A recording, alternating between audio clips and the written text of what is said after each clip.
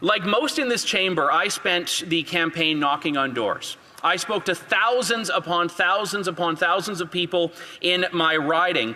And I want to share, Mr. Speaker, a few of the stories that have stood out and that I carry with me today. One was a retired teacher from St. Thomas, a woman who said she had voted Liberal every single election in her entire life. And I asked her, why not now? And she said, I just can't. Now, a good politician probably would have taken the vote and walked away, but I asked as a journalist one further question. Why? She said, because my sons are 28 and 30 years old, and they live with me, and unless things change, they're never going to be able to move out. That is one conversation I had that is so similar to countless more. People whose families could not develop and thrive the way that most Canadians dream, the way people in my riding dream, because of Liberal government policy that has made home ownership just fantasy rather than a dream and an aspiration.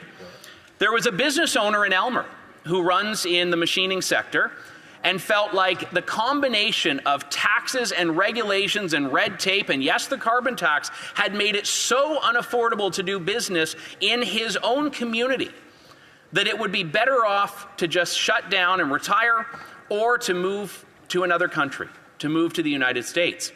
And that was before the threat of tariffs. You see, we were already on a weakened economic footing because of the last 10 years of Liberal government. I met one couple in London they did everything right.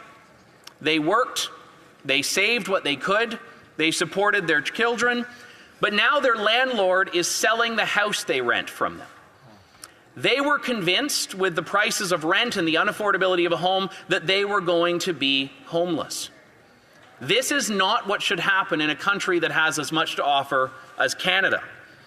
These are the stories that stay with me. These are the stories that are etched on my heart as I enter this chamber. These are the stories that motivate the work I seek to do here as a Member of Parliament. But these struggles and these stories did not disappear on Election Day. These people are still out there. Their struggles are still out there.